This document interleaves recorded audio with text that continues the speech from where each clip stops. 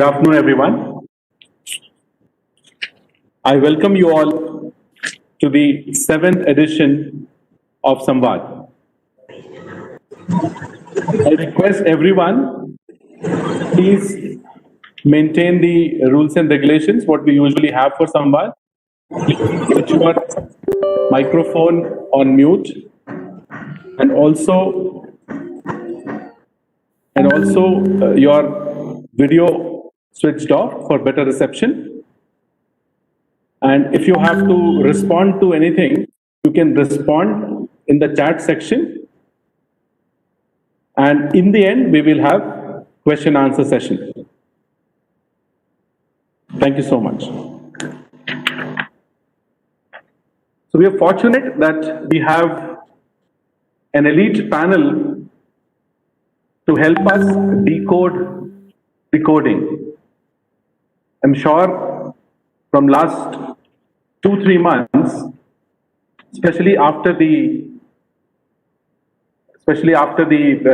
new education policy or the national education policy has come out, everywhere we are seeing coding this, coding that, as if coding is the only mantra for success in the future.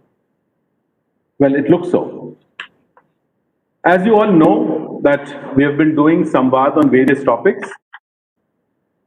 We started our SAMVAAD for life school principles, and during the pandemic, we thought, why not to help the teaching community with various topics, because everybody was struggling. So we held SAMVAAD on teaching math online, teaching English online, how to keep the kids healthy and fit during the pandemic, on STEAM learning. We did a SAMVAAD on school fee and various government regulations during the pandemic. And our last SAMVAAD was on the national education policy, the early childhood aspect portion of the national education policy. And I'm happy that we are trying to decode the coding. And I'm thankful to our panelists who have consented and who have come here today to clarify our doubts, to help us understand coding better. In a nutshell, they will try to help us decode the coding. Welcome, panelists. I would like to, just one second. Bridge, can we have the speaker focus mode on, please?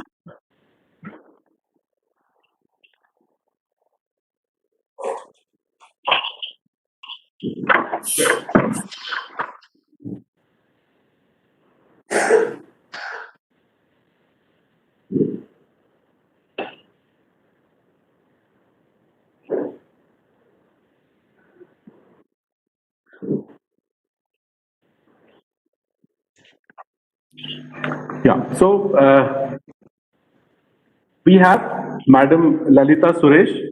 Welcome, ma'am. Lalita ma'am is an educator with a vast experience of working and leading international and CBSE schools for over 33 years. She has been employed in GEMS education for over 30 years. As an eminent member of senior leadership team in international and Indian schools, Lalita ma'am has a notable experience of blending international best practices into the CBSE curriculum. Essentially a physics graduate, Lalita ma'am pursued her interest in education at an early age by undertaking her bachelor degree in education from St. Teresa's Institute of Education, Mumbai, and later in life, a master's degree in leadership and educational management from University of Bath, UK. She's passionate about giving her students the best experience in school, and her innovative leadership has been well appreciated by students and parents. Her love for the environment, arts, sports, and creativity using technology manifests in every staff and student of her school. Lead collaborator, principal identified by CBSE, and leads a cluster of schools in the region. We welcome you, ma'am. Thank you for being here today. We have Mr. Vijay who has vast experience in solutioning and talent development. learning and consulting projects in India, US, and ASEAN countries. He has advised Fortune 100 blue chip clients on strategic talent and L&D issues and led the implementation of their large initiatives. Majority of his experience has been in the telecom, financial services, and retail industries in India, US, UK, Indonesia, and South Africa, and in organizations like Accenture, Genpact, and iServe. He is currently the executive director and lead at KPMG Academy. He is an electronics engineer from NIT Rourkela, an MBA from MDI Gurgaon, and a certified human capital strategist from Human Capital Institute, USA. Who better than Vijay sir to tell us how to develop human capital of India via school education. And then I welcome our last but not the least panelist, Mr. Praveen.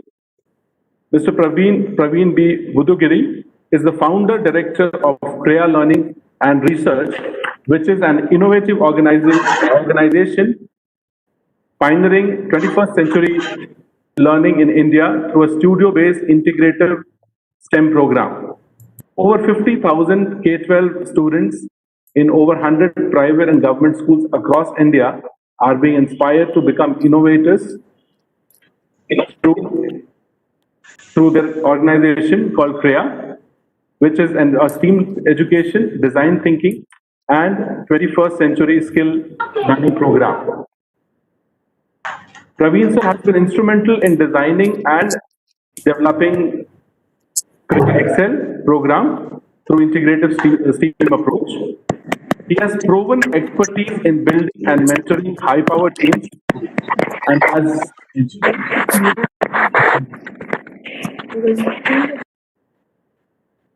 has proven expertise in building and mentoring high-powered teams and has been the director of the prestigious Triology University in US. Praveen sir has graduated with Bachelor's of Engineering from one of India's leading university, and he opines that in today's education system, where success is defined by performance in standardizing tests, children have forgotten the joy of learning. Education is seen as ticket to land in a cushy job, but is not perceived as a means to empower children to fulfill their potential. At CREA, Praveen is excited about helping the learners of today rediscover the joy of learning, collaborating, reflecting, and designing basic percepts to help them unravel all the challenges of life and excel as leaders, innovators, and change makers. He firmly believes that empowering our future generation to excel in life and to live their dreams is the key to prosperity and a happy nation. Welcome, Praveen sir. So, I would like to give you a snapshot of today's webinar. We received close to 800 registrations, and still people are joining in. We have about 183 people who are here, 184 now. You know, the count is increasing. And we are live on YouTube and Facebook. And I request, a lot of people had issues in terms of getting the link and all. We are not a professional digital media release company. So we are an education company, and we're just trying to make a difference here. And I would request you all to save our mail IDs and our WhatsApp numbers via which you get the messages, so that next time you can be a part of our broadcast. So, to start today's discussion, I would like to ask my first question to Lalita ma'am. Ma'am, the government has come up with a new education policy. As per you, what is new in the NEP?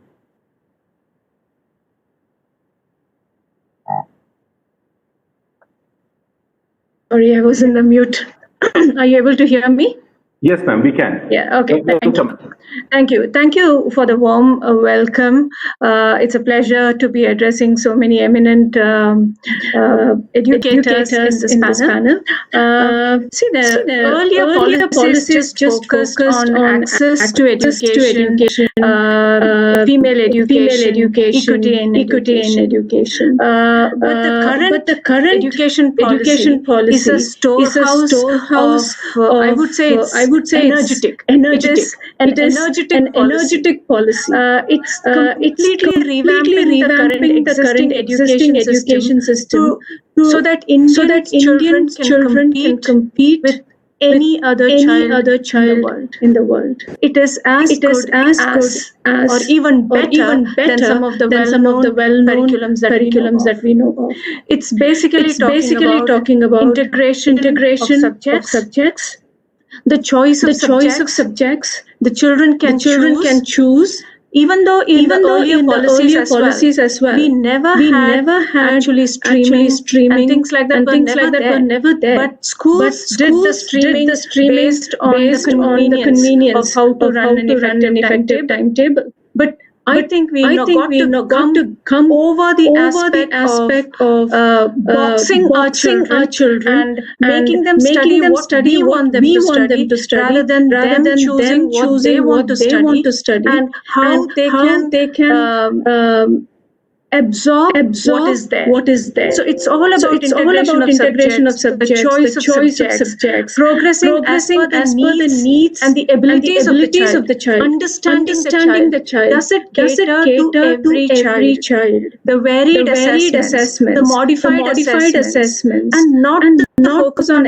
examinations. There is no point of getting high marks, low marks. It's meaningless. It's all about what I know. Does the examinations cater to what the child knows rather than what the child does not know? And looking for what the child knows and building up the child's capacities from what they know rather than building up capacities from what they don't know.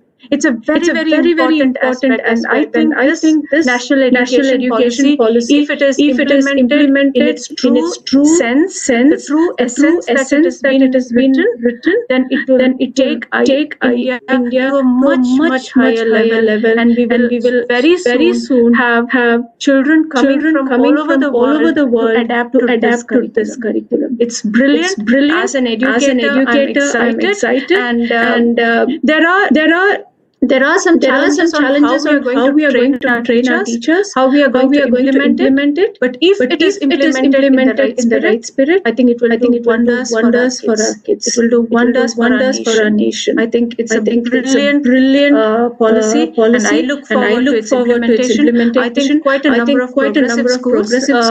We've already been implementing a lot of what is there in this national education policy is already been implemented in many of our schools, and it's only for us. I think it is saying that what we are doing is right. For many, we are happy to support those schools which are kind of coming up and want to implement in its true essence. I think it's big thumbs up for India. Thank you so much for your answer, ma'am. Now we have Vijay sir, and Vijay sir has been working in the L&D and human capital area. So with a billion people, it is fitting that India should aspire to be a leader. However, what does it mean to be a global leader? Because we are talking about coding. Coding already, India is like one of the superpowers of IT. But still, I've heard that a lot of global companies do not have Indian innovators in the software area.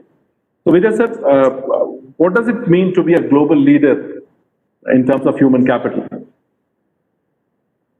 Hi everyone. First of all, good evening to everyone. Good evening.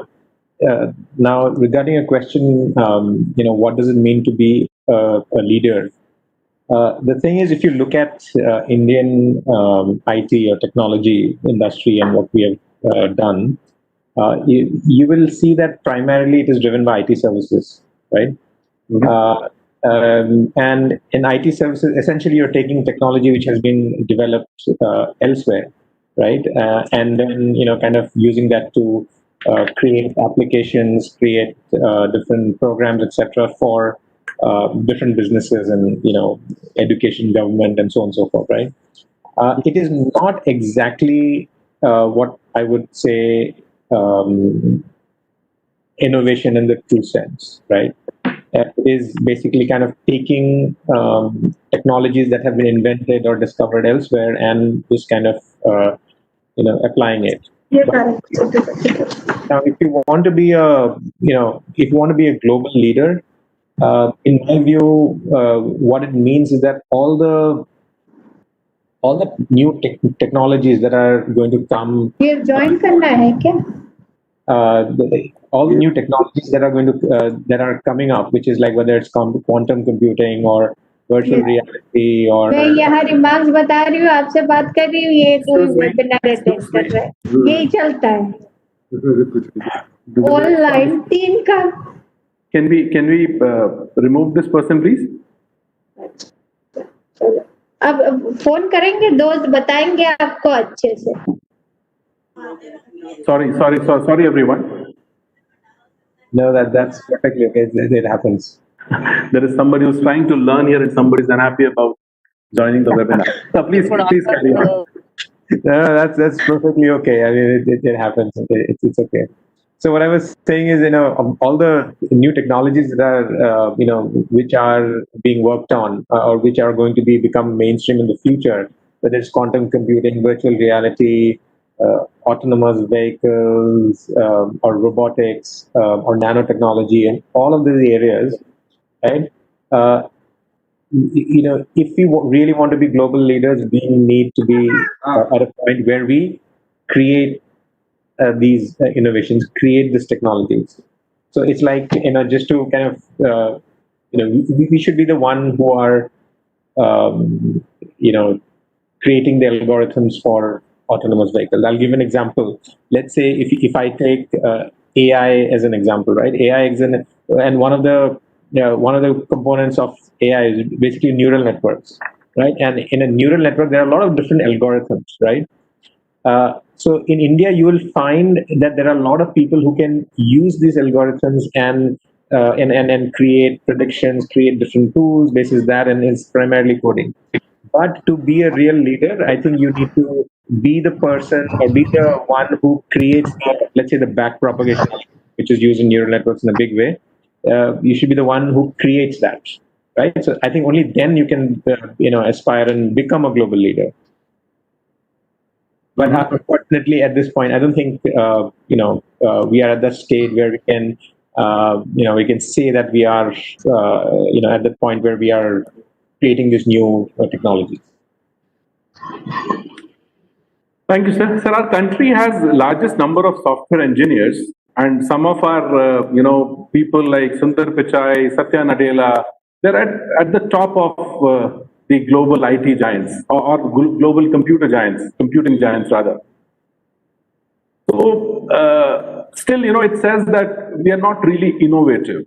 Why do you think we are not really innovative, or a very few of us are innovative in terms of computing? I'll tell you. I mean, the thing is, one is, of course, it also relates back to my previous answer, which is that okay. The focus has been a lot on taking technologies which have already been invented, and then just applying them, right? Rather than creating new technology in the first place. But even then, I think that, there is a more fundamental reason what I feel. Fundamental reason why I feel why this is happening in India. There is a big focus on just getting jobs, right? And there's nothing wrong with it. They're absolutely right. Just that what happens is, so I've worked with engineers in India. I've worked with engineers abroad, and there's a big difference. People from who has done his education abroad, in the US or something, or somewhere here, and the difference is that sometimes people learn new technologies to say that, okay, hey, can I get a better job here? Whereas there, people from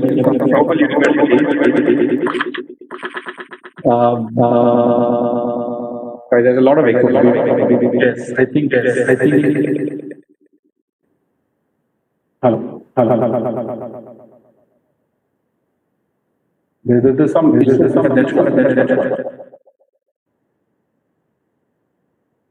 Yeah, is that better? Can you hear me? I think it's better, Vijay. It's better now. Yeah. So what I was saying is that there's a lot of focus. If I were to look at engineers coming from some of the top universities abroad versus engineers coming from India, and I don't want to generalize. I mean, there are of course a lot of innovative people in India. I don't want to say that. Get me wrong. But in general, the focus has been, can I get a job, right, in India, and whereas in the US or Europe, other places, the focus is, can I build something new which will fundamentally change? So the perspective is very different.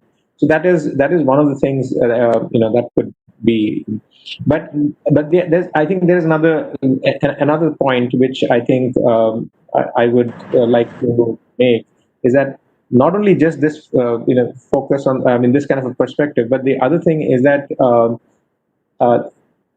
the application orientation or the ability to do critical thinking, that is probably in my view not stressed so much in India.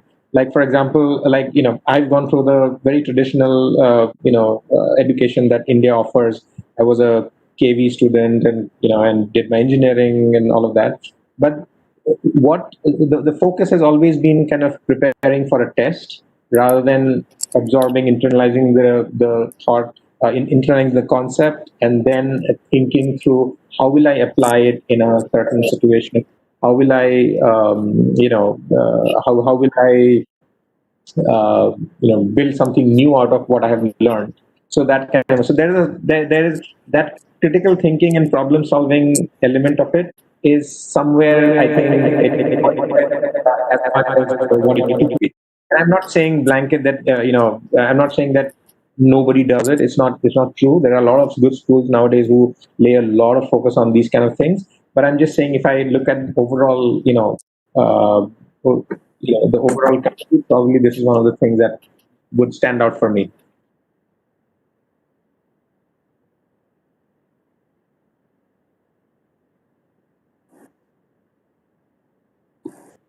And she's looking forward to implement that. And she said that a lot has already been implemented by the progressive schools. And we have Vijay sir, who says that, we need to be more innovative as coders or as software engineers.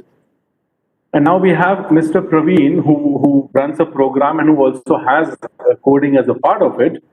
Praveen sir, I am asking questions to you all who all are experts in coding. I've also learned coding way back in 90s when I was a school or a college going kid. I have also tried learning coding and I failed. And that's why today I am here asking questions about coding. So, those days we used to have these computer institutes, and almost once in each locality we used to have a computer institute. People used to train us on coding. You used to have organizations like CDAC, MCAs, where everything was taught. Now, why is the need that NEP is advocating this from grade 6?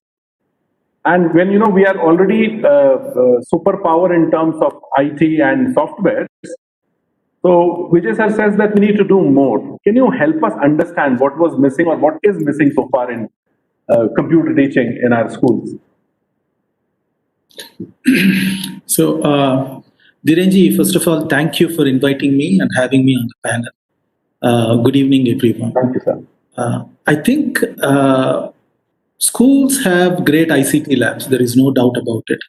And most of them have good qualified teachers, computer teachers that are teaching programming in the school level. I mean, we teach a lot of different programs like C++, HTML, Java. We do a lot of different things like that at schools. And we do a good job about it. There is a structured curriculum. We have exams out of it. The students are given some problems to code for. All of that happens. But I think essentially, coding consists of two different but two vital aspects, right? One is the language part of it, the programming language. It's basically like I'm talking to you, so I'm talking to you in English, so I need a language to communicate with you. Similarly, machines require a language in which instruction has to be given to it for it to perform the task. And that part of it is a programming language part of it. I think the second aspect of it is the thinking process that is required to develop a solution to the problem that you are working on, right? I mean, how do you represent a problem? How do you go about it? And so sort of, coding mindset is required there, right? Through our ICT labs, schools have focused quite a bit on the language, right? And not essentially on some of the aspects of the thinking that is involved, that goes behind developing that kind of a code, right? Usually it's left for undergraduate level and universities and colleges. That's where they try and develop the coding mindset. The thinking process is required to write great code. Sometimes it's good to start early, because by the time these students enter into colleges, they get into the UG courses, they are fairly formed, right? And so you're actually trying to put in a lot of unlearning at that point and then teach them how to go about this thinking. So I think it's important to catch them young and bring that thinking process into play, to ensure that they come up as the right raw material for the universities to work with. I'm aware of a lot of backlash. There's a lot of anger in trying to basically focus on that aspect of coding by the government, by organizations, and all of that. But I think we all can agree that teaching that mindset, teaching that thinking process is an imperative. Mm-hmm. So, sir, to the best of my understanding, is just coding the only solution? Only solution for I mean, in our policy, we have, I see advertisement everywhere, coding this, coding that, and, sometimes there are organizations trying to charge, fee to teach coding, and that fee is sometimes more than the annual fee of certain schools. So why just coding? I think, like I said before in the previous question, I think it's more important to focus on the thinking processes behind coding than coding itself.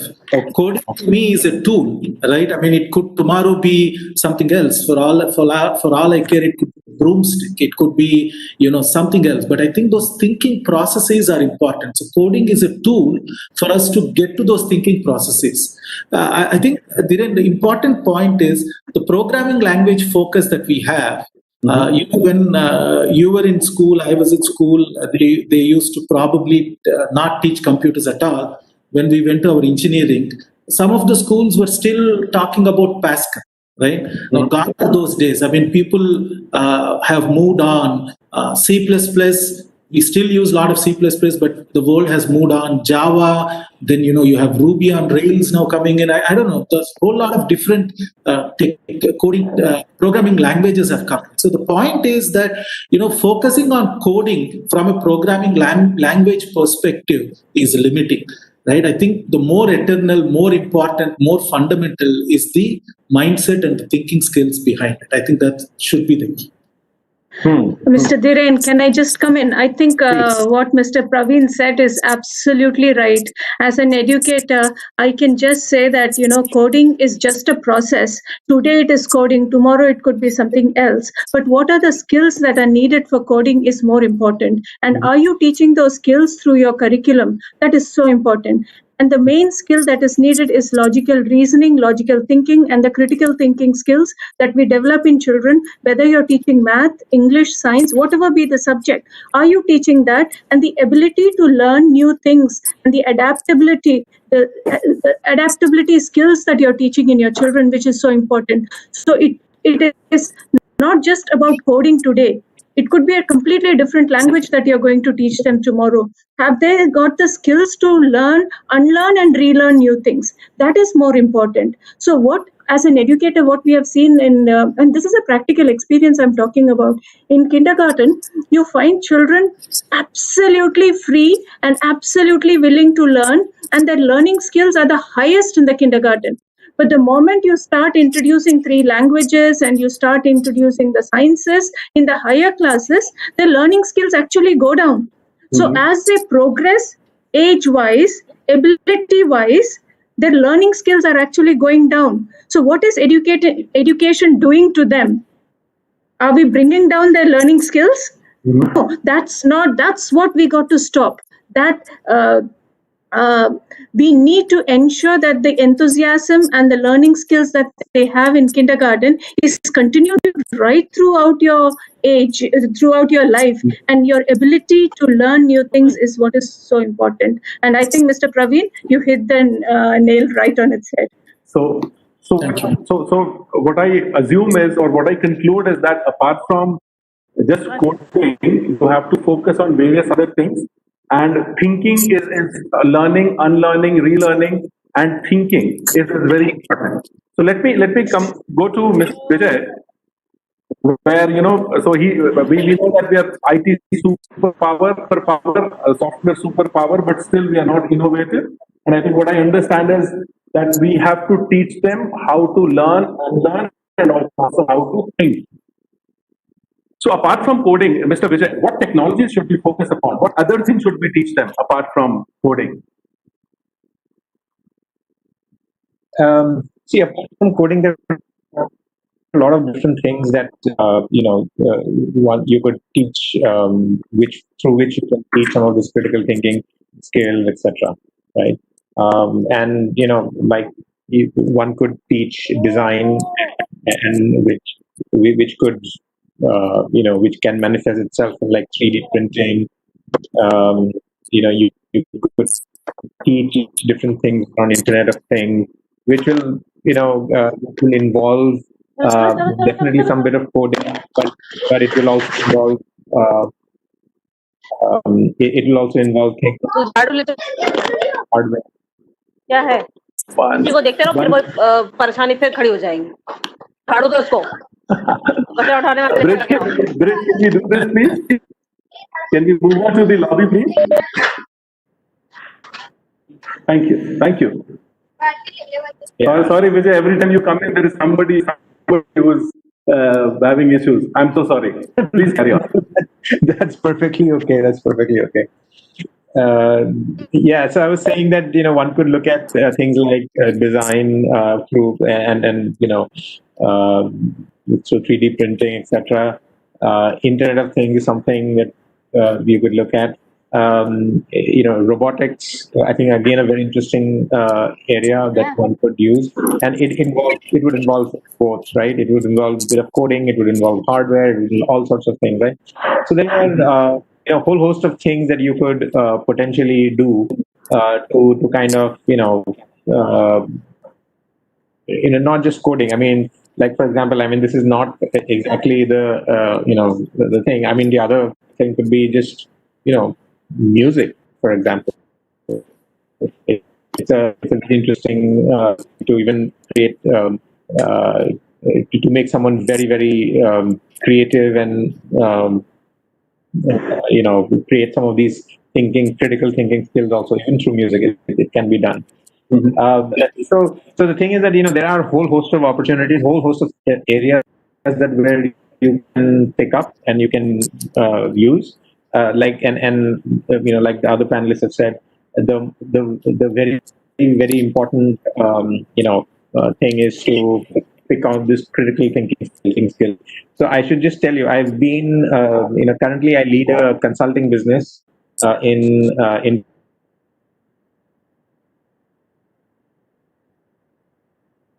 and management consultant who comes into who are fresh into management consulting, the most important thing that we teach is the structured problem solving, critical thinking, and structured communication. The other three pieces that we teach.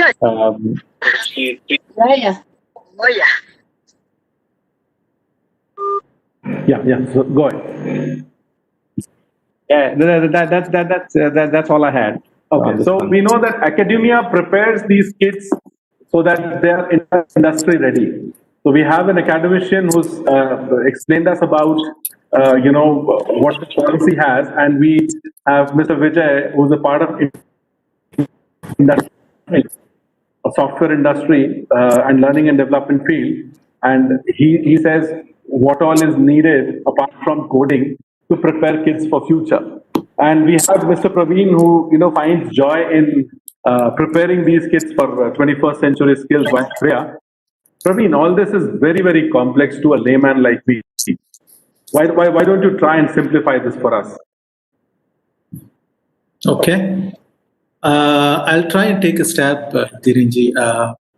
It's the way I think, the point I think the panelists have been making so far are there are two different aspects, and kids need to have exposure to both those aspects, right? The one aspect is exposure to technology, right? Vijay has been speaking about different technologies that you could potentially introduce them to, depending on the age group they belong to and stuff like that, right? And the other aspect of it is the thinking process. He talked about critical thinking. He talked about structured communication, all of that, right? So I believe, in a nutshell, if we basically look at it, there are four aspects that we should focus on. Aspect number one are the technologies, right? Aspect number two, getting them to, in giving them experiences to inculcate what I would like to call as 21st century skills, which are nothing but your critical thinking, creative thinking, collaboration, and communication skills. Number three aspect is developing computational skills in children, right? Computational skills is a process for solving problems and getting that in and making them understand and making them experts on it goes a long way in preparing them for both work and college. I think the last aspect is the design thinking. Getting them to practice and make it part of themselves, the whole framework of design thinking, which is a human-centered framework to define problems and to build solutions that work. I think if we can focus on those four simple aspects, the whole complexity goes away, right? Just focus on these four, and any educator knows exactly that they have taught the student to define the exact problem, identify the right solution, and correct process to develop the solution. We have taught the student to be truly successful in any discipline they choose. So far, whatever we have discussed, I understand that if we need to, be ahead of the world in terms of computers, computing, coding is necessary. And apart from coding, you also need to teach them how to think afresh, design thinking, and develop their thinking skills. Now, problem solving, critical thinking, empathy, and creative thinking, these are stuff which, other areas of our education deals with. Can you tell us what exactly is computational thinking and design thinking, Praveen? Oh, okay. Computational thinking is a process that computer scientists use to think about problems. Fundamentally, it has about four steps, if you will, right? The first step is decomposition. Step number two is pattern recognition. Step number three is abstraction. And step number four is algorithm design, right? So I'll briefly talk with an example of all these four steps so we understand what computational thinking is, right? The first one, decomposition, it is about breaking down a complex problem into smaller manageable parts. right? We use this inherently in our daily lives. For example, Dhiren, if you were to invite me and my my family to your home for a party in the evening, right? So and this is the first time you are interacting with us, so you would potentially think something like this, right? So you would look at who are all coming, what are the different age groups, and then you will basically figure out what are the meal preferences, veg, non-veg, are there any prohibited foods, preferences, all of that, right? And then you break the menu to think of starters, there is a main course, potentially desserts, and what sort of drinks I would make, and then you go through and fill each of them. So you took the whole complex problem of how does an evening dinner look like, and you broke it down into the whole thing, but let's talk about starters, then the main course, then dessert, drinks, and what other aspects I need to consider to be able to drill down and then decide what goes into it. That's, to me, a very simple example of how decomposition thinking works. Right? That's step number one. The number two thing is pattern recognition. The name, as the name indicates, it's straightforward, right? Recognizing patterns.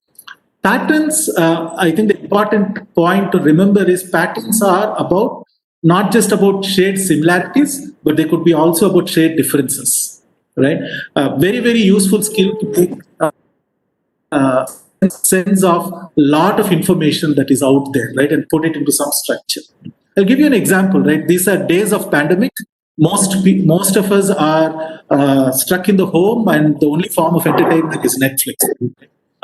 For a lot of the money that is not coming in as salary is going towards paying for the Netflix feed these days, right? Now, you must have observed as you watch Netflix, it recommends shows and movies based on what you have watched and based on your interests, right? That's a clear example of how pattern recognition works. The third aspect of computational thinking is abstraction. Abstraction involves determining what characteristics of the problem are important and what are not, and filtering out that are not important. For example, a person wants to identify the different states on the Indian political map, let's say, right? I want to know where are the various maps with respect to each other, right? Now, you don't need to give me a physical map or a topographic map with all the rivers, lakes, mountains, and all that sort of detail in it. You just need to give me a political map, right? So this is an example of abstraction where you hide the information on the map, right? Which is required for a different purpose probably, but for the purpose of me identifying what these states are, how they are with relative to each other, you just need to give me a political map. And being able to make those decisions of what is important, what is not important is abstraction. Right? I'm using deliberately simple examples, non-technical examples, so that all of us can relate to, but when it comes to computer science, the same thinking processes can be applied for more complex problems. The fourth, right, in algorithm is nothing but a plan where you get a step-by-step instructions to resolve a problem. Right? A great example of it is, if I sit down to cook my favorite dish and, I don't know how to do it, so I will basically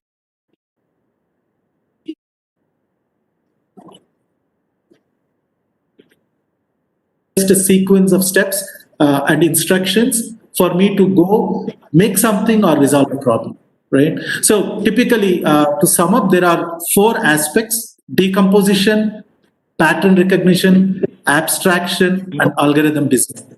As you can see from all of this, none of these skills are specific to any technology, and nor they do have to be taught by a computer science teacher only, right? These skills have applications not just in computer science but elsewhere as well.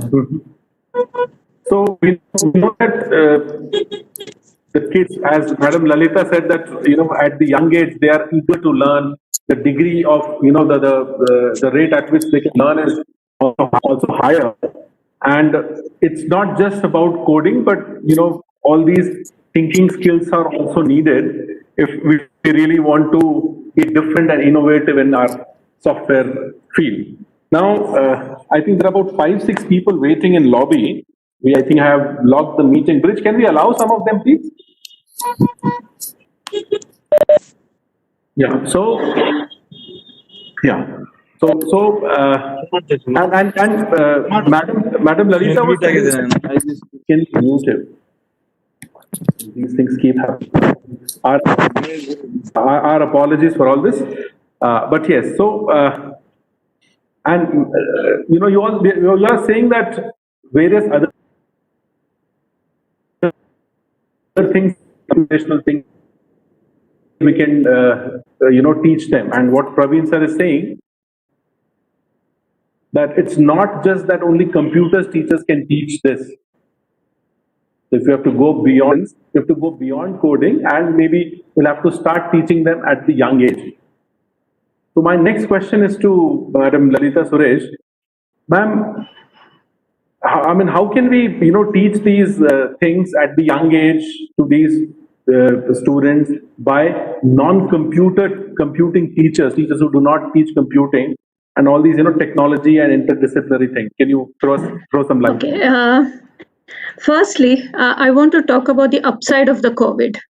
Mm-hmm. Yeah, COVID caught all of us unaware. In the month of March, did we ever think that the schools are going to be online? Believe me, I'm going to quote a personal example. A year and a half ago, I wanted to have an online school for my children. I said, 1 day a week, you will have an online school. I faced so much resistance from my parents. Okay, they said, no, the eyes will get, children won't study, they will not do this, why are we paying fees? We are paying fees for the children to come to school, and you want to introduce this. I had to take a back step, and I said, okay, the time will come. I never thought the time will come so soon. Okay, now the situation has reversed. The school has opened in the UAE, and children don't want to come to school because they're so used to studying from home. And every teacher is teaching using computers. And is it all those teachers computer teachers? No. They are using various strategies. They are using various tools, technology tools, to enhance their own subject areas. And this is very, very important, because every teacher now has the skills to use technology to teach the subject better. And I'm now thinking, do we now need a computer period? Traditional schools all have one period of computing, right from lower grade 1 to grade 10. Now, is there a necessity to have that lesson, that period? Or should that period be given to something which enhances creativity, which enhances thinking skills, which enhances learning skills in children? So it is not about technology being taught by, technology can be taught by anybody. The current situation, COVID has proved that technology and the use of language can be taught only by computer science teachers. That is perfectly all right. But the main aspect of using technology in the learning of subjects can be done by anybody. It is all about integration of various skills, integration of subjects, that is so important. We already have art integration. CBSE has brought in art integration. How do you integrate art in every subject? And that is going on in full steam. We already have, a year ago, they talked about reading. We focus on reading literacy in teaching of math, teaching of science, teaching of every other subject. Reading literacy has become an important aspect. Why can't we have mathematical literacy in all subjects? Why can't we have computational technology in all subjects? It's all about integration. And scientifically, if you see, learning is all happening when the neurons come together, isn't it? So it's the same way when we talk about neural science. It's all about bringing these aspects of learning together, integrating them, and making children understand that subjects are not boxed. It's all about life that is being integrated and understanding that integration and how it happens. And that improves the intelligence in the children as well. So we need to... I hope, yeah. Yes, ma'am. Thank you so much. So we need to have an integrated approach, and apart from coding, these skills are also needed. So those people who are just doing repetitive work in software or technology services, but if we need to be innovators, we need to change the entire mindset, and even non-computer teachers need to contribute. Now I'm forced to come to Praveen sir again. Praveen sir, running an organization where you have an integrated approach of teaching, tell me, how can a non-computer teacher contribute in design thinking and computational thinking? Please give me some layman. I'm absolutely a layman, sir. So give me an example in a layman's language. Okay. Can I share my screen? I would like to show a quick slide if possible. Sure, sir. You are a co-host. You can do that. Okay.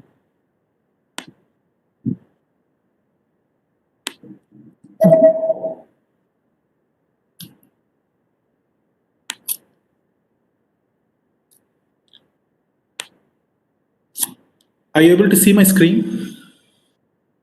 Yes, sir, I can. Okay. I can. Yes.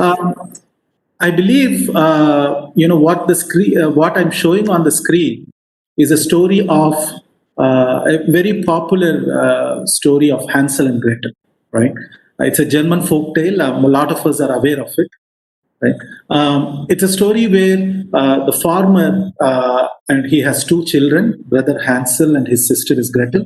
He becomes so poor that stepmother forces the father to leave the children in the forest and come back for lack of food.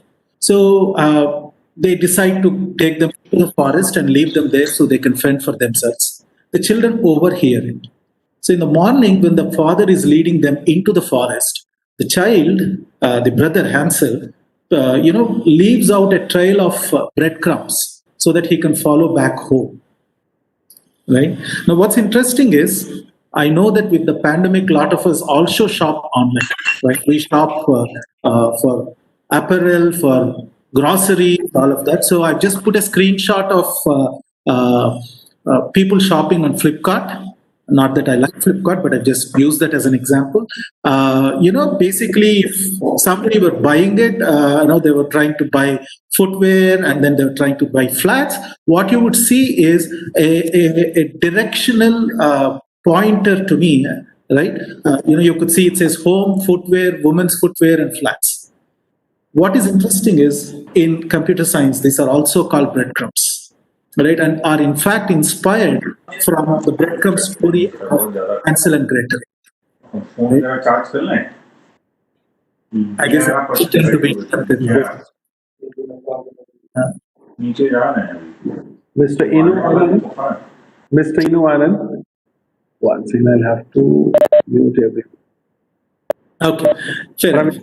Now, the point I'm trying to make is the fear of mathematics, fear of computers is a bigger thing than actually teaching them the thinking skills that are involved, the processes that are involved. I think it's the whole fear, right? I think the big role that non-computer science teachers can play, can bring in, is by demystifying technology and making it really simple with everyday examples like this. To me, that's a powerful role that these teachers can play.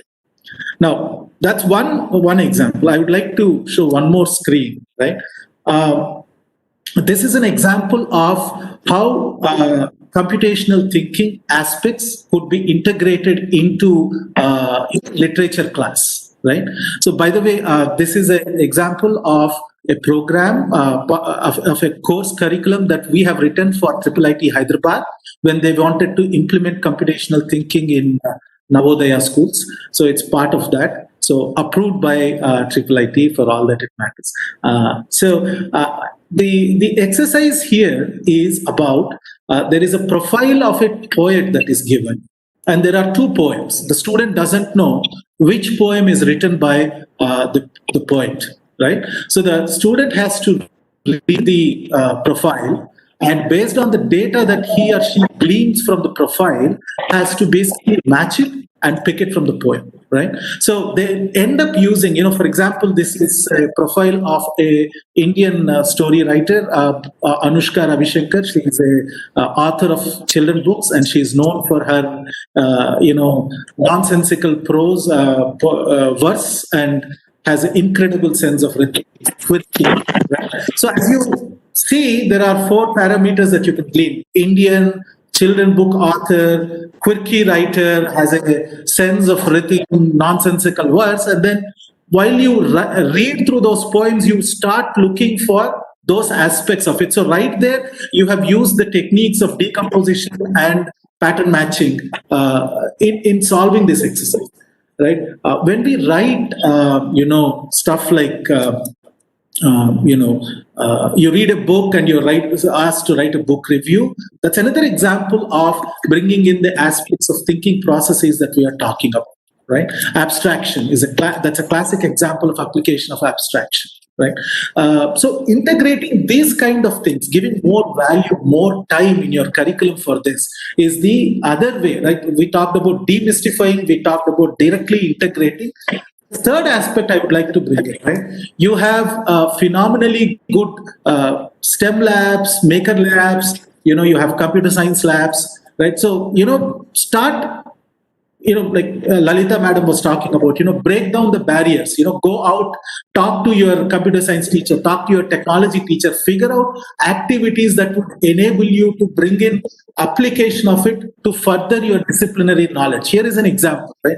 This is a 3D printing example, right? So I'm sure that if a 3D printing lab, in the Atal lab, in a Kriya lab, students would have basically learned 3D printing. So if you could potentially frame a problem and then basically go in as a history teacher to explore monuments, right? 3D print the monument, develop a podcast to explain the significance of the monument, its history, all of that. That is a powerful interdisciplinary connection between technology and the discipline that you're talking about. So these 3 examples are good ways for us to think of how non-computer science, other subject teachers can essentially bring in, the thinking processes, the coding mindset into all the classrooms and not just the computer. Okay. So now I go back to Madam Lalita. Ma'am, can you give us more examples or simplify how you adopt all this in your classrooms?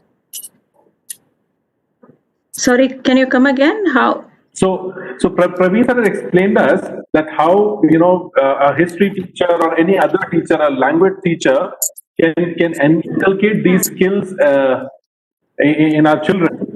So can you give us some pointers on how schools can adopt this approach? Okay. There are a number of ways in which schools can adapt all these skills in school itself. And let me give you examples that we have done in my own school. And that would be the best examples, I would presume, because we have seen it being implemented and we have seen success and we have seen the outcomes. And the outcomes in children have been so great, and that gives us the success of implementation as well. The first thing that we have introduced is a STEAM curriculum. And we have introduced STEAM curriculum for the last couple of years. And we have seen the tremendous growth in the thinking skills of children, their application skills. So what we did after 2 years of implementing STEAM curriculum, where even young children as young as grade 3 and 4 were talking of angle of inclination and at what angle of inclination will increase the speed of a car, things like that. So at grade 3 and grade 4, they were talking about language like this of angle of inclination. So which now we have introduced problem-based learning, where we just gave them the idea of you create your question, you do your research, you bring out the solutions. So having introduced the STEAM curriculum, The next step was to introduce the problem-based learning, where the children applied what they had learned in the STEAM curriculum into everyday problems, and they created everyday problems. They found what needed solutions in this world, and they used their ideas, their skill sets, their interests in identifying the problem, researching on it, and producing a solution. And researching on it is not just Googling it and finding the answer, but actual research being done. And this was group work. So we also talked about collaboration. So there was collaborative learning. And there was, again, use of technology where they had to upload their stuff, present it to the people, to the judges. And they were also pitching of their product, selling their product. So we introduced, there was entrepreneurship skills in it, because entrepreneurship is an absolutely new skill that is necessary in every child. So we did that. The next aspect that we have also introduced is the reading skills. We also found that many of our children in the Gulf had, they live in small apartments, not so much focus on reading and things like that. So we found that the reading skills might probably need a little push in the school. So we introduced a program from Australia, which had books that are leveled, and it also based on the Middle East region. So the stories were based on Middle East region, and therefore the children could identify with the surroundings. So it talked about camels, it talked about pearl diving, it's about everything to do with the Gulf region, the environment of the Gulf region. So the children could identify to the stories of the books. And then it also had a reading assessment, and the children were based on the assessments, we could identify the levels of the children. And now the children are so keen that I want to improve my level of reading, and so they have begun to read more. And so this has enhanced the reading skills, and the enhancement in reading skills also brings about an enhancement in their writing skills, their speaking skills, and so on. Then the next aspect that we did was introduced how can technology be implemented in everyday lessons. Of course, currently with the COVID, technology is integrated into every lessons. But even before COVID, we had a method by which we could identify at what level is technology integrated with our in our everyday lessons. It's very important that the children had to do a lot of, the teachers had to implement it at the highest level on the Bloom's taxonomy. It's not just about using technology. It's about, are we creating something new in technology?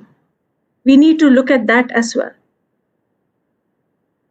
So it was very important that all these aspects of, it's not just about teaching English, math, science, but we had to integrate the whole learning process and how it was done. And I think starting off with the introduction of STEAM curriculum, the problem-based learning, introduction of problem-based learning, the introduction of reading programs in the school, all enhance the learning skills in children. And now I can very, very confidently say that the learning skills in KG and the learning skills in the senior classes we bridged that gap. We really have bridged that gap.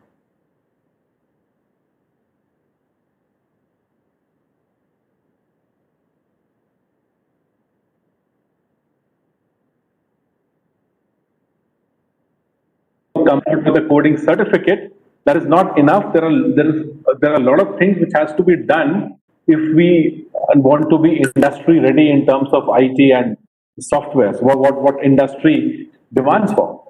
So is there a framework that school leaders or people like us can understand and refer and can develop this kind of learning? Praveen sir, would you tell us this? Do you have some framework like this?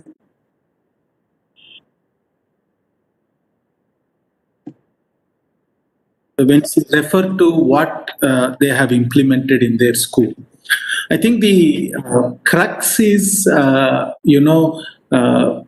as a pedagogy, there is this pedagogy called integrative STEM, where we talk about giving children problems that are set in the context of technology or engineering, and then they solve those problems using concepts from other disciplines like maths, science, English language arts, social sciences, and stuff like that, right?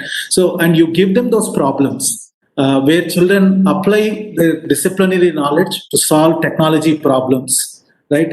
And actually solve problems which are real world problems for which they use design thinking framework to develop the solution. So, adapting that in your problem development, in your project work, in your labs, in your, technology and STEM labs, in your maker labs, getting that framework done of integrative STEM design thinking is probably the key for us to find the right, sandbox for children to develop these thinking skills.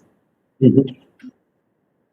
Thank you, sir. So, if I have to sum up what we can take as outcome of this whole discussion, that it's not just coding, but we need to create an environment of design thinking, computational thinking, critical thinking, creative thinking, if we want to be a global leader in IT, ITES, and software.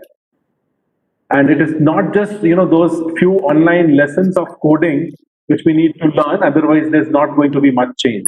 What we need to do is to change the entire mindset and get everybody in the school, any teacher, to come together and develop these kind of skills in the child if we want them to excel well in the future.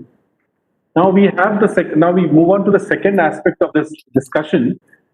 We have few people who had asked us questions, and there are a few questions which we have shortlisted. And in fact, let me tell you, we also have, one of the lucky winners is going to get a Google Mini from us, for their questions.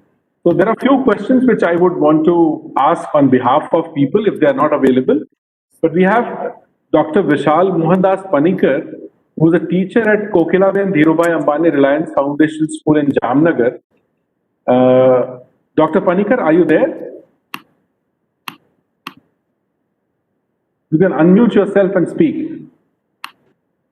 Maybe Dr. Panikar missed this session, but his question is interesting, and I feel I would want Lalita ma'am to answer this. What Dr. Panikar asks is, after implementation of NEP 2020, what are the chances of coaching center being abandoned and written examination taking a back foot? Okay. Coaching centers being abandoned and written examinations taking back foot. Yes. Okay. See, the NEP 2020, it's bringing sweeping changes to higher education. Okay, we have already seen there are lots of policy changes with the CBSE curriculum as well. CBSE has just declared, in fact, just before this session started, I was going through the latest circular from CBSE that has released a sample question paper for grade 10 and 12.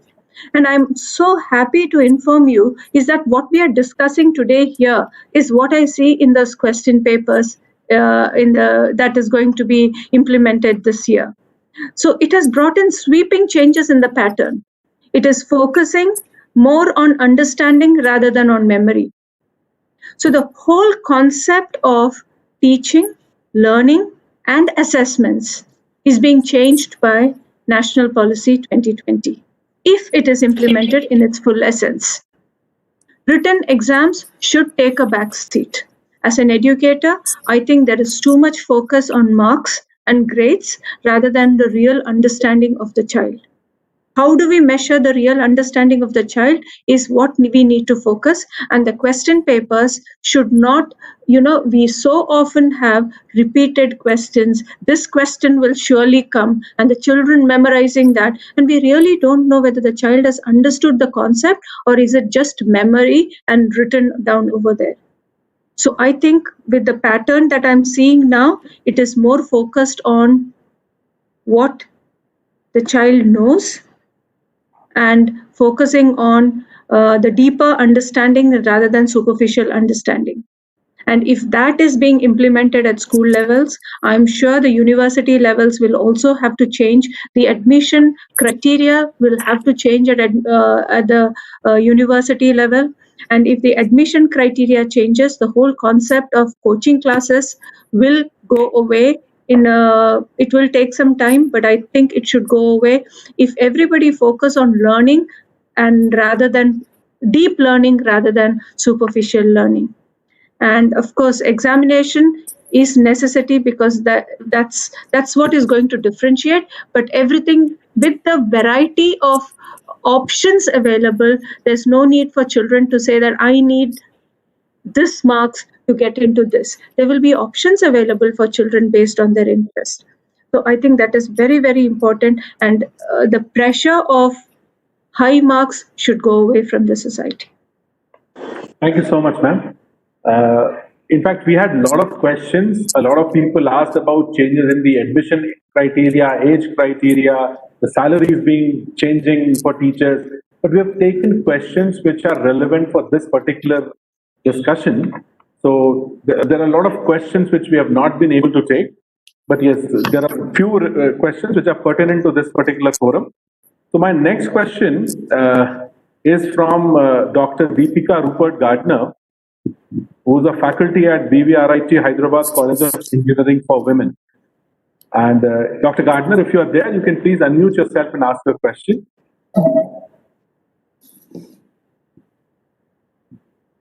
And I would want Praveen sir to answer this. I think Dr. Gardner is here. Yes, ma'am. Am I audible? Yes, ma'am, you are. Thank you so much for this opportunity. What I wanted to ask Praveen sir, was like, how can the national education policy implement the creativity, critical thinking skills, and coding? How will they be implemented when, you need teachers to learn this first to be able to teach. What I find is that teachers are incapable of doing that. Most of the times it's happening that they do not have that understanding. So how is the implementation going to be? Praveen sir. That's the question. Praveen sir, over to you. Yeah. Ma'am, it's a very big question that you have asked. How is the implementation going to be? Obviously, the implementation is going to differ from installation to installation, and what I mean by that is from school to school. But in general, I think there are the aspect of willingness of the school and the school's ecosystem to implement it is the most important thing. Now, if it is there, then aspect of it I don't think is all that difficult, right? I mean, we have been doing this kind of programs. We work with teachers from multiple disciplines. I have actually in some of our schools a Sanskrit teacher teaching STEM program. We have an arts teacher, the fine arts teacher teaching robotics in one of our schools.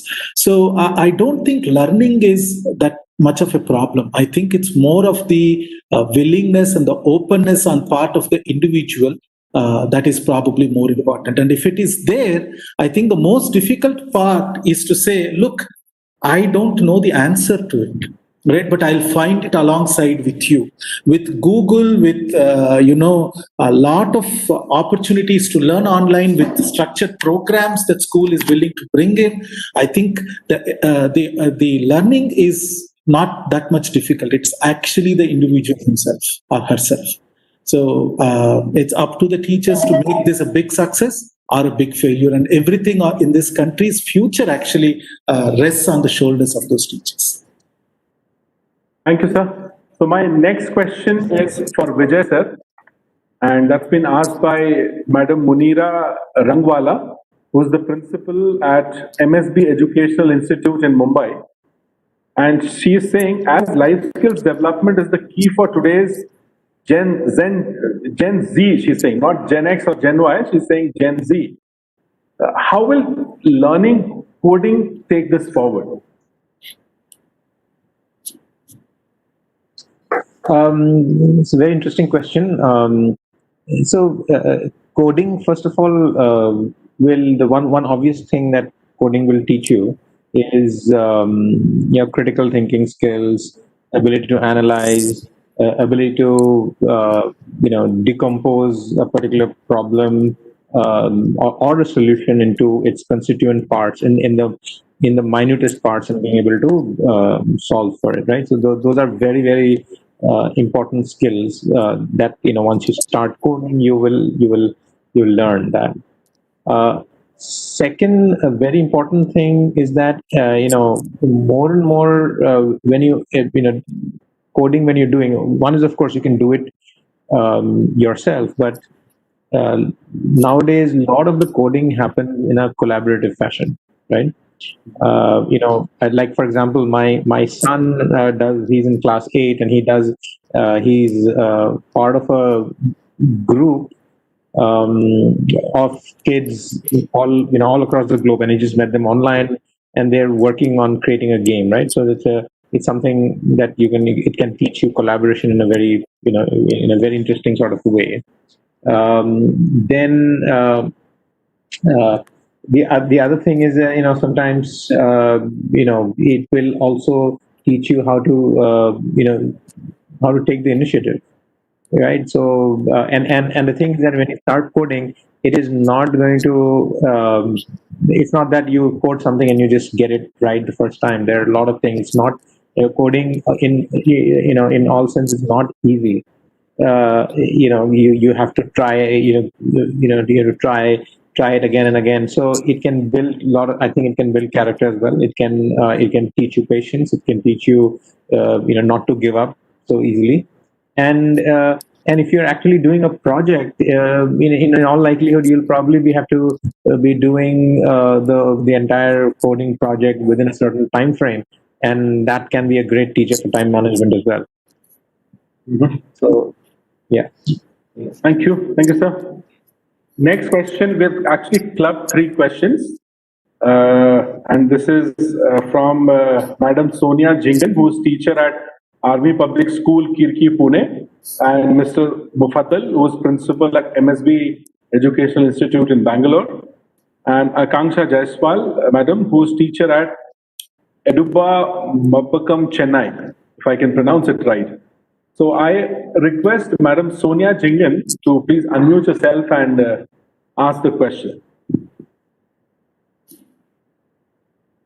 I can see Madam Sonia Jingan is here. Yes, ma'am. Good evening to everyone. Thank you so much. So my question is that what is it that the teachers today, what competencies does a teacher need today so that she is well prepared a year later or 2 to be able to handle all these kind of situations which are going to come up? So how do we really train ourselves or make ourselves competent enough so that we can take it on head on? Thank you, ma'am. A teacher asking a question, how can she learn? Praveen sir, would you want to answer this? Sure. Actually, I would like to again show a quick slide that I have in presentations. Mm-hmm. That would be helpful, I guess. So let me try and share.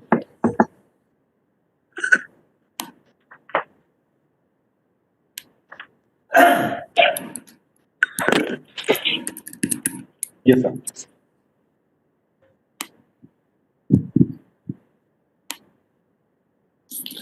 So here is a slide that I have which talks about the various traits that a teacher needs to have to be able to be a good teacher in the current times, right? I mean, 21st century times. I mean, the students that we have today are digital natives. They are all 21st century learners, and a teacher has to be a 21st century educator. And I think the core traits of that are clearly well enunciated in the teaching community. I think first and foremost, they have to be collaborators. They have to be sharing, enhancing.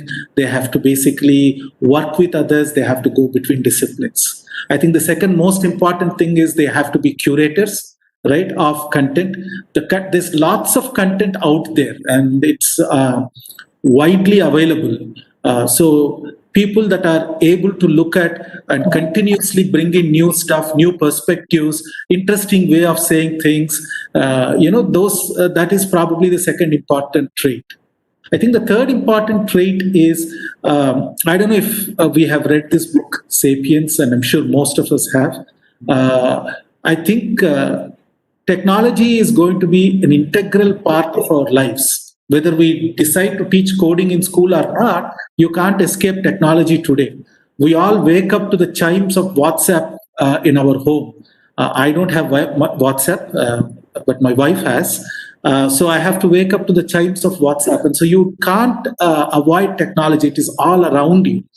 So fluency in technology is something you can't escape. Right? I mean, I know that when I say this, I've also heard people talk about, we haven't learned technology, but I go back to what Mrs. Lalita Suresh was sharing earlier. Nobody has taught online before, but today, most teachers in this country, and I'm not talking about the premier schools, but I'm talking about across all schools in this country have adapted technology in some way or fashion to be able to bring classes online. So learning technology is another key attribute, right? I think also what's important is you have to be a continuous learner. You should have awareness of various approaches, various pedagogies out there, and try and bring some of them back into your classroom. And I think also you have to basically be a great experimenter. You should try out, not be afraid to fail, let go of this whole notion that you are the receptacle of all the knowledge in the world, right? It's okay. I mean, you don't know, it's okay. Just being comfortable with the fact that we don't know everything and we can learn alongside our children, alongside our students. These, I think, are the key, attributes of a great 21st century teacher that would make the vision of NEP 2020 really possible. Thank you, Can I just add one more attribute that a teacher must have? It's the ability to understand every child. Because gone are the days where you teach to you pitch your lesson over there and assume that every child is understanding that lesson. No, the ability of a teacher to meet the needs of the varied needs in the class is equally important. And technology is there to support you in this. So how you use your technology to meet the varied needs is very, very important as well.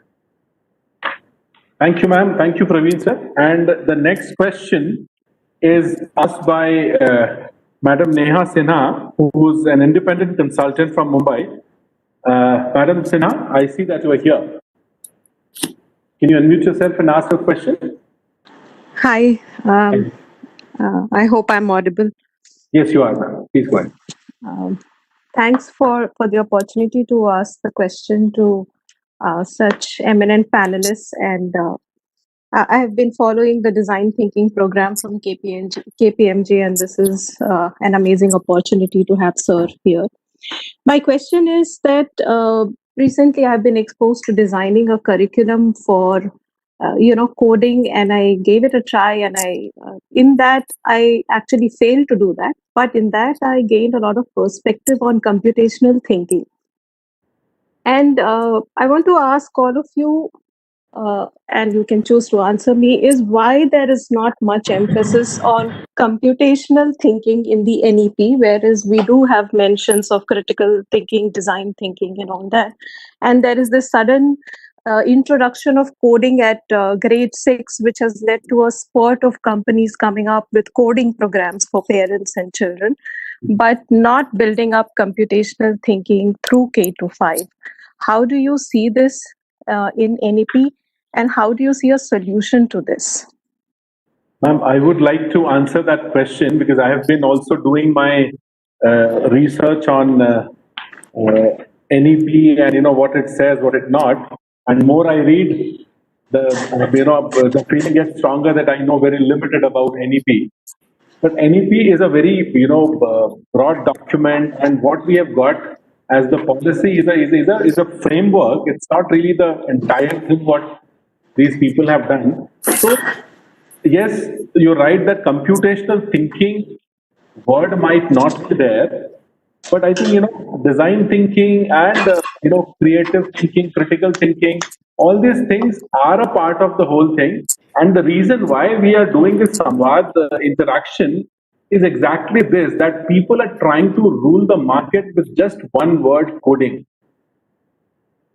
And here we did this whole exercise just to make you all aware that it's not those 20, 30, 40 hours of online classes of coding which will make all the difference. The computer institutes in 90s have done exactly that, taught coding which was relevant in those era. But we have ended up becoming repetitive workers rather than independent and original thinkers and innovators in the IT and software space. So yes, the take what we should have out of this particular whole exercise is that the proper emphasis should be given on computational thinking, design thinking, critical thinking, and being innovative, not just the word coding. I hope I answer your question, man. Sir, can I just make a small addition to this? Please, sir.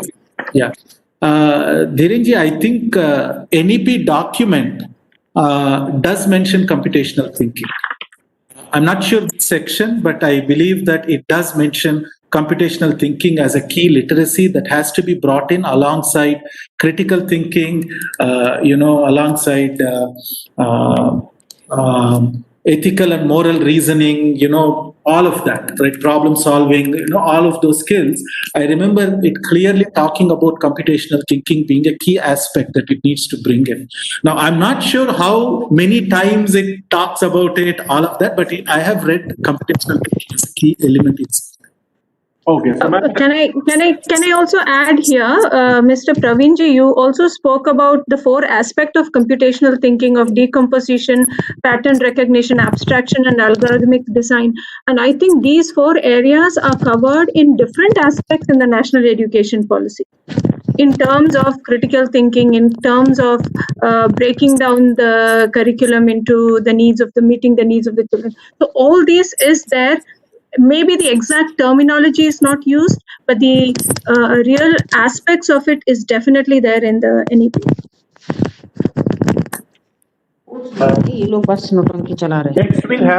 Next we have Dr. Janvi Rai, who is the principal at St. Xavier's English High School and Junior College, Thane. She has a question. Dr. Rai, if you're there, you can ask your question.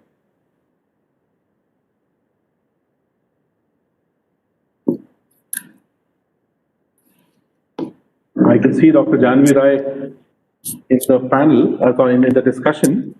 Her question was, can coding be used for integrating the learning of other subjects in an effective manner? Praveen sir, would you mind answering this? Sure. Coding can be used for integration of other subjects. Is that the question? Yes. Yes, I mean, I think you answered that. We gave a couple of examples. We talked about it as well, right? Coding and technologies can definitely be used for integrating multiple other subjects and brought in. I mean, we actually even do it today without realizing we do it. Right? When you basically have children develop PowerPoint, that's a rudimentary form of technology education you're bringing in, processing and word processing. All of those are productivity tools. You are basically introducing them to technology. When you get them to make your podcasts, your digital movies and stuff like that, on documentaries or interviews and stuff like that, you are teaching them digital literacies that they you can integrate with other subject disciplines. So there's a lot of scope for technology integration. There's a lot of scope for developing integration between coding as well with other subjects. I'll give you an example of how coding can be brought in. Let's say that you are teaching them how to build a game. Right now, if I basically have a project which talks about, this is a game that wants to talk about, say SDGs, right? And you build a game around it. You have brought in some form of moral education, some form of teaching around what is UN's SDGs and bringing it to the gaming also. So there are opportunities to integrate, and you just need to find them. You have to plan, sit with your computer science teacher, your technology teacher, and plan out those sessions. And I think that would be key. So opportunities would be.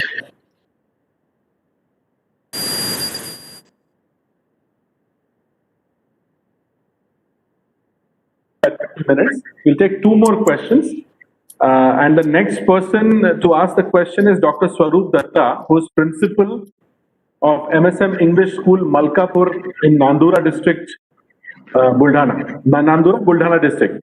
Dr. Datta, you can unmute yourself and ask your question. Thank you, sir. I hope I'm audible. Yes, you are. Go ahead. Right. In fact, my question has already been answered in the session, but I would like to refer to 3 documents. One is the document in 2014 published by Harvard School of Leadership, which talked about the 21st century skills. Then the 2014 World Economic Forum, which talked about futuristic skills. And finally, in 2014 as well, the T5 nations, which had a 9-point agenda where they had a skill called coding, teaching coding to the children of 7 years to 14 years. And in that, they actually changed the agenda when they finally published their proceedings. They changed the coding into computational thinking. So what I wanted to ask is, by learning coding alone, will there be any job prospect for the child in future? Because it's going to be a very common skill and will not be a differentiator. Or, the school should start paying more attention to this computational thinking rather than teaching coding. Will that have any sense at all in the job market in 21st century, coding alone as such? Praveen sir, would you want to answer this? Sure. I think the point is very well made, sir. I think you're absolutely right in saying that there are skills which are mentioned and they have already undergone a change, right? Like you said, we have already agreed that we need to go beyond coding. We need to decode the NEP, so to speak, right? That's one aspect. But the other aspect is it is important to use the tools that are available today and teach skills which will be useful tomorrow. Because I have not seen the future. I don't think any of us can dare to say what future will be like, right? Today's future, we are talking about, you lost a hand, it's okay, we will 3D print your part for it. Don't worry about it, no big shakes. It's just a hand. We are talking about, bioprinted vaccines. We are talking about Mayflower, which is a ship that is driving itself, which is floating itself across Atlantic as we speak. Okay, so the future is changing so fast. So we don't know what is going to be relevant, what is not going to be relevant. We pick what can be to the the key is we pick up what we have today and then basically create learning experiences in schools such that we teach them skills which are eternal. Right? We talk about 21st century skills. We talk about critical thinking. So critical thinking was as important during the days when we were in the cave. Imagine, right? Who figured out that, how to use fire, how to basically use an arrow, who figured out how to make dal? That is some vegetable that is deep down in the earth. You picked it and you put it in your mouth. It's not edible. And somebody figured out a way to make it into a dish that you could eat. All these skills were used from those times, they are relevant today and they'll continue to be relevant for future. So we just have to focus on teaching what is eternal using the tools we have today. Thank you, sir. So now we have our last question. And after that, we announce who's that lucky winner for Google Mini. And the last question is asked by Mr. Ashish Vijayvargi, who is the principal at Nirja Modi School, Chittorgarh, Rajasthan. Mr. Vijayvargi, if you are there, please ask the question. No, Ashish is not there. So the question what he asked was, how will it be incorporated in the school curriculum? Now, schools have great constraints of timing and allotment of periods. What will be reduced, compromised to have entry of coding in the daily schedule of classes? Who better than Lalita ma'am to answer this? Ma'am, please. See, we need to understand that students learn very differently from what we learned earlier. Okay, I mean, even we are learners and we are learning in the process. And as Mr. Praveen rightly put, there are times when we should be able to say that, yes, I am learning with you. And what more, we have seen that in COVID happening. Sometimes there are technologies that the children are teaching us on how to use it in Zoom or Teams or whatever platform that we are using. So children know so much more than us. So it's perfectly all right. And also we need to understand that gone are the days where we have to teach the textbook from A to Z. It is not necessary to teach everything to children. You have to complete the content, but not necessarily teach them. There's a difference there. Okay, so teachers need to be smart and think about what needs to be taught and what needs to be completed in a different way. So there are different ways in which the curriculum can be completed and create time for yourself. And as I said earlier, I will still stick to that. COVID is a great teacher and it has taught us creativity in the teaching strategies. It has given us opportunities to use technology more in the teaching and the learning process in the form of assessments. Why not use it to create those time in the school schedule and implement it in the best way so that the national education policy can be implemented in its true essence within the school curriculum, within the school time, and everybody benefits from that. So I don't think it is a major challenge in terms of time, because I'm sure teachers will find ways in which we can implement this in a best possible manner. We just need to realize that we need to stop spoon feeding the children by giving them notes, by giving them question answers. Those days are gone. Those days are gone. We got to adapt ourselves. And what you said, we teachers are also learners, and we also need to learn, what it takes to be a teacher in 21st century. Absolutely, absolutely. Yeah. So before we now announce our winner of Google Mini, before that, I would like to thank everybody who's there, all the panelists, Praveen sir, Venki sir, Padmaja ma'am and Madhvi ma'am from CREA, and Brej, Himanshu, Abhishek from Life EDUCARE, who really worked hard in the last 7-8 days to ensure that we have a seamless show here. And as rightly put by Madam Lalita, that we teachers are learners too. We also need to learn. So the lucky winner is actually given this Google Mini in that spirit only, that the teacher has to be a learner.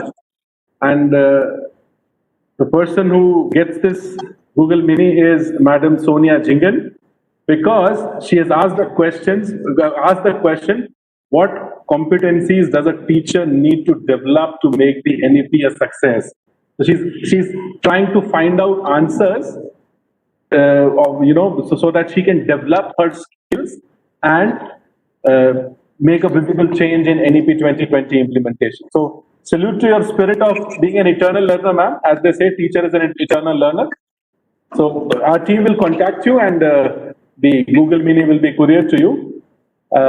Lalita ma'am, Vijay sir, Praveen sir, thank you so much for sparing your time. And another thing which I would want to tell you is SAMVAAD is absolutely a not-for-profit, non-monetary platform where all the speakers, all the participants, nobody is paying or receiving any monetary benefits. It's only for the betterment of education. And as I said earlier, we started SAMVAAD so that, and what ma'am says is absolutely right, that the pandemic is a great teacher. We have now learned how to reach out to hundreds of people being sitting in your office or at your home.